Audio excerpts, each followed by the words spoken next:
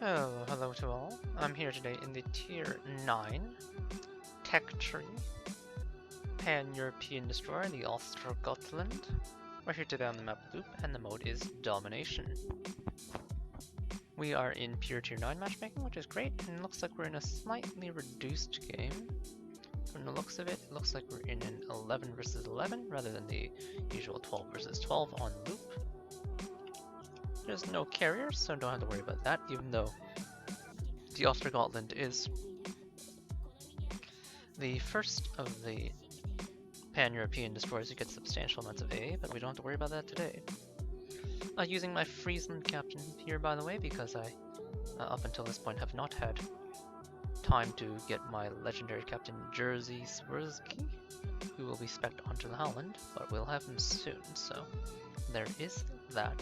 In the meantime, however, using my Holland captain, which differs from the ideal, or using my Friesland captain, which differs from the ideal pan-European tech tree destroyer line captain, in that you don't have the torpedo reload. Instead, you have BFT for an AA and gun-focused build. Nevertheless, we're against a Fletcher Yugamo Kitakaze in terms of our direct counterparts, so Fletcher at 5'8", Yugamo at 5'6", or sorry, Yugamo at 5'5", and Kitakaze at 5'9", all outspot me, and then two radars in the Kronstadt in Alaska, as well as a heavy semi-armor piercing threat in the Brindisi.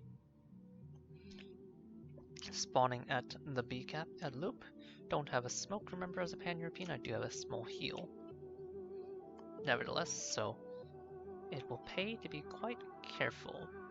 Approaching the cap with an Alaska behind me and a Dmitry Donskoy who appears to be AFK. Just kidding, his smokestack is running. Might just be a bit of a late start. You'll note that my torpedo tubes are already loaded. They only have an 85-second prep time. And unlike the Oland Skane that come before, the Ostergotland is blessed with quadruple torpedo tubes. RPF signature telling me which side the enemy is indeed on. I am inside the Kronstadt's radar range, but I don't mind too much. I'm not going to leave unless he forces me to pop it. It is in fact a Kitakaze, who is more than likely dived. Oh no, they just look similar in terms of clan tag.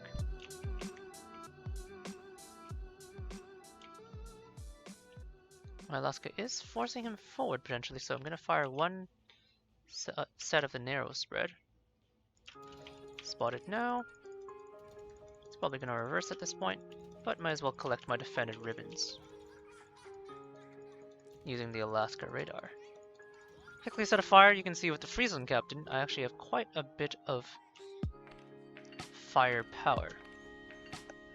You can get the reload down to 2.1 second base, and that is of course without any additional modules. My Alaska pushing in quite aggressively to attack this Kitakaze, which is a questionable choice, but the Kitakaze appears to be reversing out for some reason, so we're going to join in on the fun.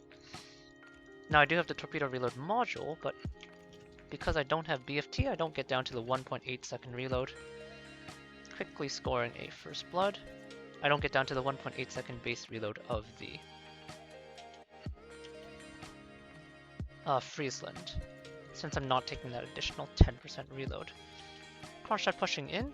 He has gun blue. He's radaring, but I'm not afraid of a Kronstadt in terms of bow in nature because he only has two rifles. He's not targeting me. Also, I'm using the Kitakaze's smoke to block off a second radar from probably one of the Alaskas. He's firing AP. Take some overpens. Nothing special about my hull in terms of taking AP overpens from large calibers, so going to have quite some time here. SAP on the other hand, or HE from the Azuma on the other hand, is less than appealing, so I'm gonna back the fuck up. Back into the smoke, score flooding with my torps. Excuse me, you can see the ultra narrow spread of the pan-Europeans means that you can quite easily score hits even on the bow in targets. Unfortunately, no flood onto the Kronstadt, but he did DCP the first flood, So which means this fire that I'm going to stick him with will get super cruiser fire duration. He's still firing AP at me for some reason, taking some substantial damage this time. At this range, even he can't miss. But I don't mind just exchanging fire with him. The Alaska that was with me does appear to have been dispatched due to his foolish aggressive push, but I have no problem railing on this Kronstadt. He switches to HE, but unfortunately all his shells splash. Note the poor gun angles, forcing me to take a gun offline, but at this point he should be quite dead, I would imagine, even if I can't kill him personally with my gunfire. Doing a bit of a throttle jock here, and I do succeed in juking the shells, and now the cap should be ours to take. The Alaska did circle around, but not too concerned. A quick easy rout of the enemy team at B, most of them are above A, and we should take this cap quite readily. So we popped our heal, didn't get to use our def A. You did see me pop a speed boost there. This is a standard speed boost for destroyers, so just a standard 8% in standard durations. Torpedoes you saw me use in narrow spread twice. I did briefly switch to the wide spread, like so, when I was considering engaging the Kirikaze, but nothing ended up coming of it. You can see here, with the upgraded module, I have 13.5 kilometers of range, which is quite a substantial amount.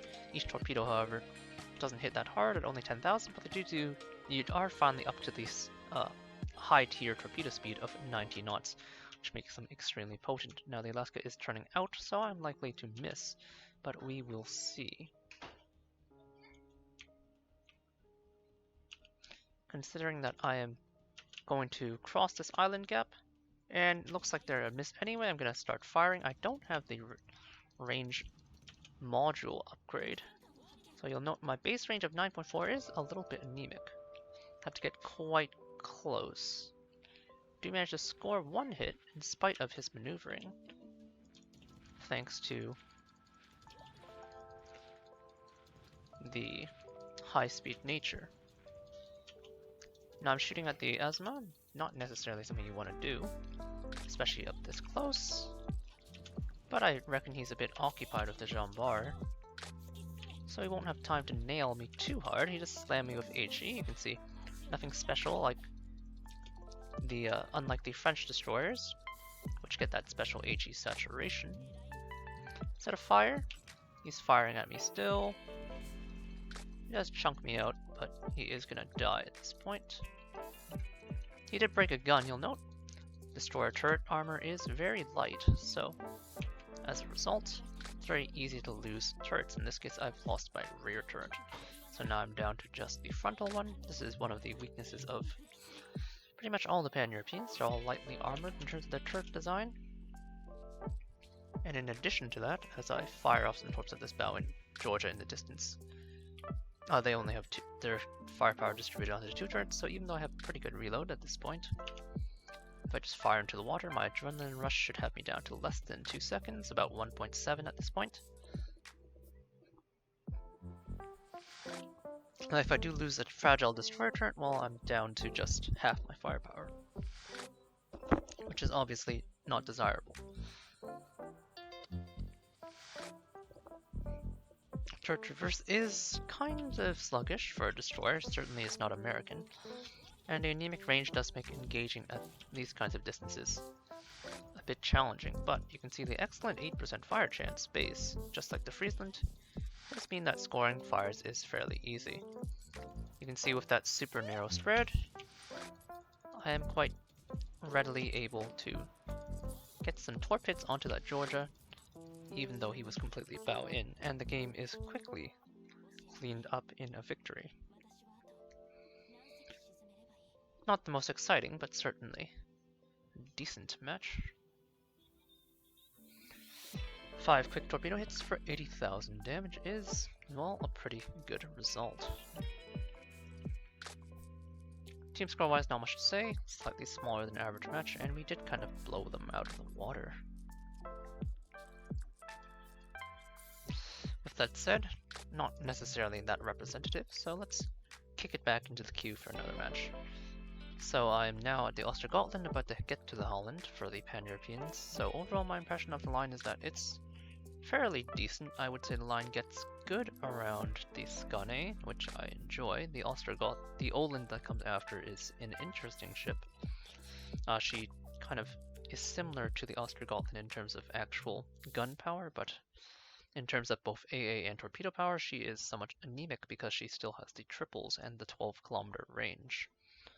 So even though her torpedoes do hit for 10,000, just like the Oland, or just like the Ostergotland that comes after, the Oland is a bit anemic. Getting to the Ostergotland though, even though you get a detection downgrade going from 5.8 on the Oland to the 6.0 of the Ostergotland, you get a substantial firepower upgrade in terms of going from triple tubes to quad tubes. So I would say the Ostergotland is kind of when the line kind of finally comes into its own.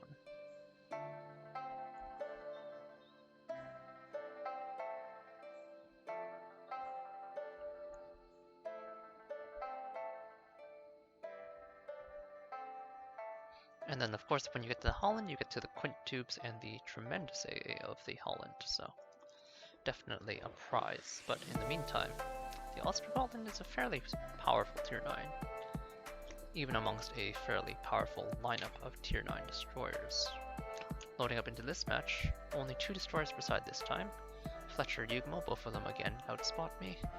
One of the many Captain Jack Sparrows on the seas. No carrier again, but this time we are in mixed 8-9 matchmaking. Oh, sorry, we're actually in 7-9 matchmaking. I didn't notice the unlucky Helena and Nice now at first glance, so we are actually top tier. But it is nice, we got one pure 9 matchmaking game, and now we get a mixed matchmaking game where we are, well, top tier. The only thing that could be better is if, of course, we were middle tier in an 8-10 game, or in a 9-10 game only. But overall, the Ostergotland does stand up substantially, or stand up quite well to the substantial lineup of the tier 9 destroyers. Do note that you lose the 360 turret on the rear of the Oland when you transition over to the Ostergotland.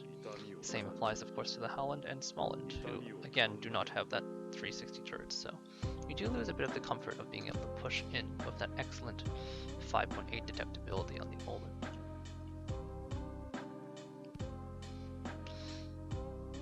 But as you saw there, as with all of the Pan-European destroyers, that super narrow spread does mean it's fairly easy to land some, well, somewhat what you call trick shots onto opponents who are unwary.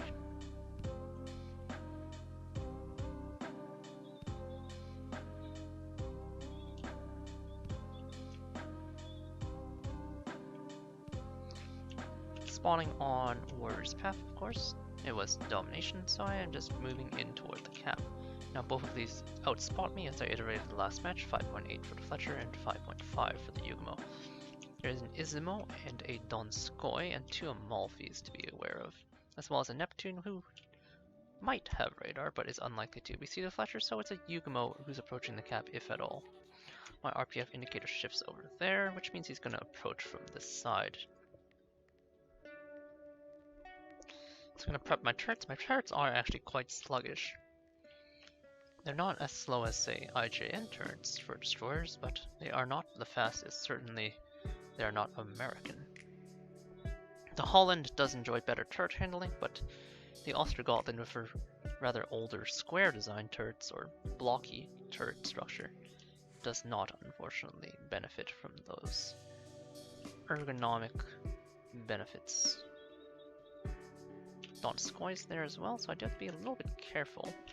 Note that Nyes now who's fleeing is actually in my range already, but he's turning out to the north.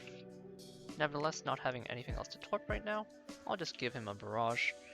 The 85-second base reload, even without torpedo armament expertise, is more than enough. Looks like there's a large bunch of ships at sea, large enough to challenge my cluster. Not quite easily, so I'm gonna head over there. Lots of targets there, and I have a sizable force at A. Although my Fletcher is already at C, so one might argue that it's better to rotate over. It's going to be risky as I pass through this gap, by the way, because remember that Donskoy is there, and also that puts me into hydro range of several ships. Looks like the Nye's now adjusted his course, so those torps are a whiff. But do note my torps are already almost reloaded. Cleveland pushing in to provide a radar. I'm kind of in the firing window, but not quite enough. The Bismarck kind of close to me. Nye's now pushing in. Remember, I have 6.0 detectability, so thankfully for me, the Bismarck appears to be pushing away, but I cannot quite push this corner until he builds some distance with me. So at this point, considering it's just a Nye's now that can fire upon me, I'm just going to open up. Make use of my respectable gun power, slightly above average compared to the average Ostergotland because I am running basics fire training. I'm inside someone's hydro. Ooh, perma-camo Nye's now. Nice. Nye's now is of course a favorite of mine, very heavily armored, especially for tier 7 as a German. Scored double fire, however, which indicates he might not have fire prevention skills. Score yet one more fire onto the Bismarck. Gonna duck back behind, not interested in their secondaries even if they're not secondary spec'd. And there's a Richelieu over there. Playing it very slowly, looks like the Nye's now did torp. I'm inside someone's hydroacoustic bubble.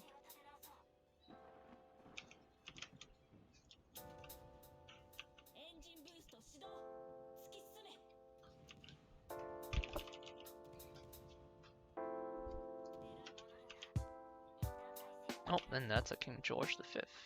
So that's going to be somewhat concerning. Thankfully, the poor dispersion of the KGV does mean that I get away kind of scot-free, unpunished. Going to move out of the hydro. Don't want anything to do with that. For some reason, the KGV slows down in the window.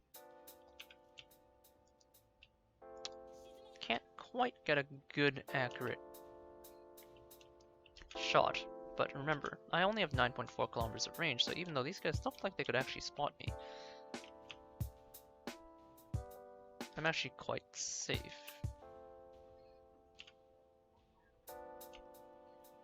Neptune, who may in fact be radar. Now the Neptune has rather thin plating.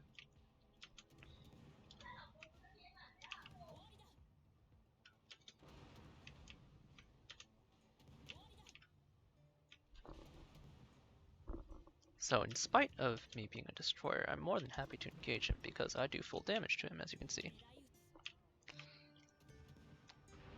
And while staying angled, I can mitigate much of his damage because of the short fuse armor piercing, and now his own smoke is blocking him out, but he has gun bloom from his smoke firing penalty, which is substantial, unfortunately, for Neptune players. Don't quite manage to finish him off, but a Cleveland radar, along with my speed boost reversing, should allow me to dispatch him. So thank you to my Cleveland player for donating that kill to me. But anyway, I was going to say that because of my short 9.4 kilometer range, without the module, I can actually fire upon these guys over here, including this KGB. And even though I'm kind of in the open and there are opponents inside my window of fire, I can actually still remain undetected. Of course, the KGB is no longer spotted at this time, which is unfortunate for me,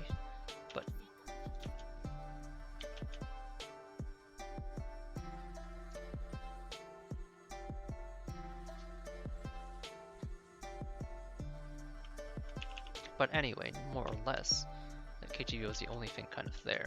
Do manage to score a huge 7 torpedo spread into him, which is gonna hurt quite obviously, using the 2 narrow spreads, and kind of using the smoke to reduce their detectability. Now, even though the torpedoes do 90 knots, they are quite easy to spot, about the same as a Shimakaze torp, spotted at about 1.8 kilometers. But if you can be a little bit creative, or even if you're not that creative, just the fact that they do 90 knots, when they catch someone off guard, they can slam home quite a few. Now, thanks to the low alpha, that KGV actually managed to survive through a combination of saturation and other mechanics, such as torpedo bulge. But still, a pretty hefty hit. If I had the legendary Captain Jerzy Swirsky there, I would have gotten my 8th torpedo hit and gotten my first proc of his passive, which would mean that I would get a, I believe, 5% reduction off my torpedo reload.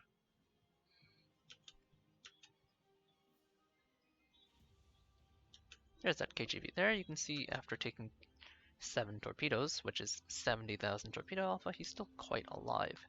I assume he popped a heal in addition. But now at this point, they don't have any destroyers, and their radar threats are mostly out of the way, so that fire on that KGV is likely to kill him or force a DCP. In this case, it looks like DCP, and then he quickly gets nailed. He wasn't as saturated in terms of HE damage, he just took a massive salvo from me, so the Cleveland able to put a 3k chunk into him even as he tried to heal.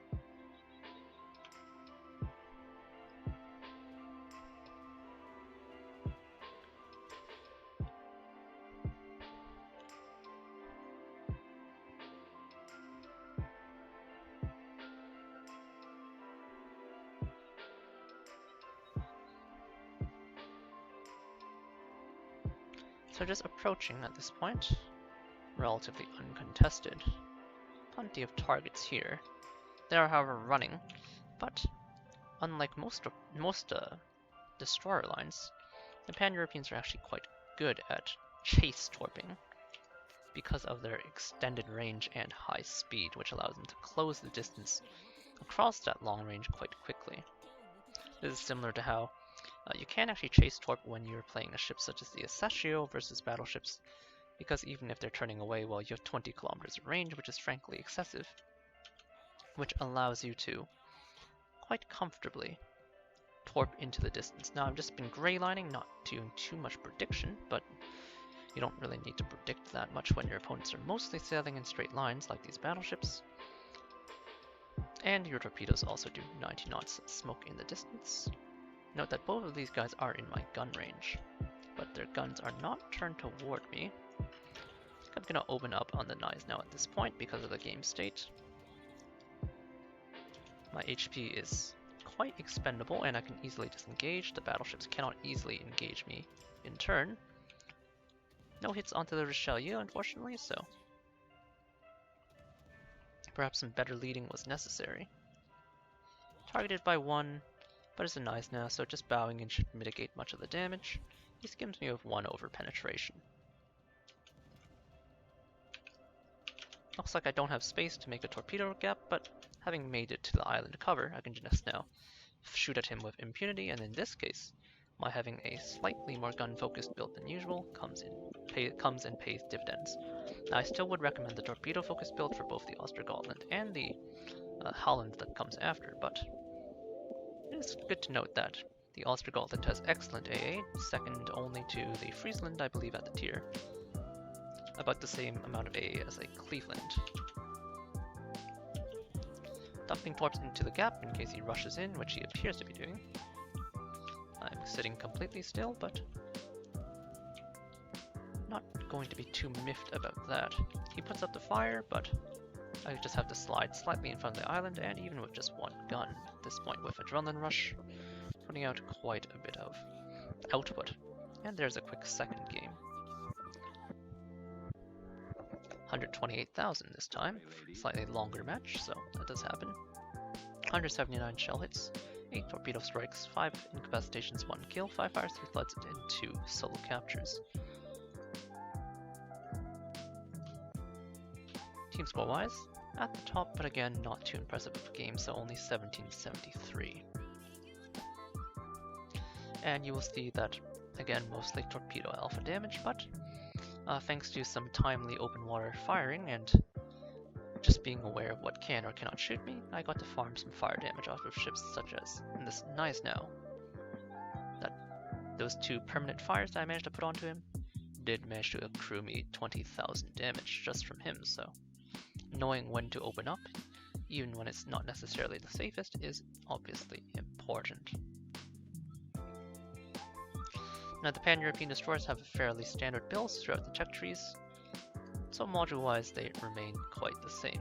No more premium consumables, so don't have to worry about that. Note that I have 87,000 experience, and the range module, that puts me to 10.2, only costs 30k, but since I have no intention of keeping the Ostergotland, even though it is an excellent tier 9, I haven't bothered researching it, because you don't really need it to succeed, you really are just a torpedo focus. For the most part, the guns are still a supplementary weapon, which is why using this Friesen Captain is slightly suboptimal. Anyhow, main armaments in slot 1, engine production in slot 2. If you have a speed boost, you can run that. It's pretty good here. Slot 3, torpedo speed. Pretty obvious one, get up to that 90 knots. Push from your... Well, you pushed from, I think, about 87 to 90, which is pretty interesting. It's certainly fun. Propulsion in slot 3 for start-stop. Concealment in slot 5 to stay competitive, and torpedo reload in slot 6 because you are a torpedo-focused boat. Captain-wise, I'm using my kind of Fletcher-esque Friesen Captain, but really the only thing you need to change is move BFT over to TAE. Priority-wise, it's priority target. You can take preventative maintenance, but I prefer priority target in case I do any open water work. But that's just my choice. If you prefer preventative maintenance, that's perfectly fine. This is mainly because this is a Friesen Captain. I think on the Halland I'm more likely to take preventative maintenance. Anyway, follow up with Last Stand, Survivability Expert, and Concealment Expert, the standard 10-point captain for all destroyers, pretty much.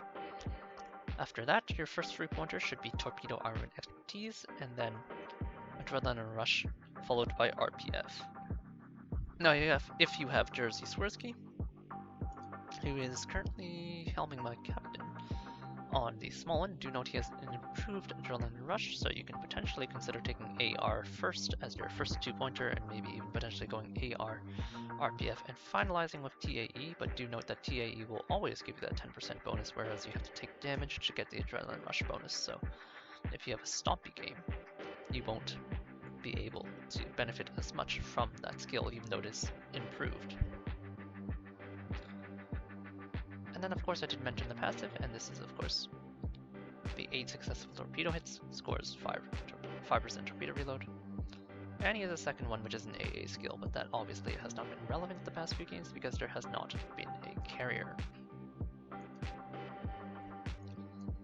Anyhow, with that said, that was 2 quick matches in the Ostergotland. Kind of a bit stompy, but sometimes these things do happen.